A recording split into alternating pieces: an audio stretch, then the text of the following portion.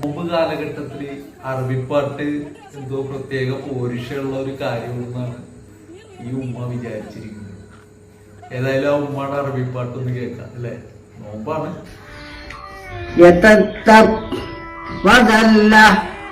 يتتب وذل في كل نتحير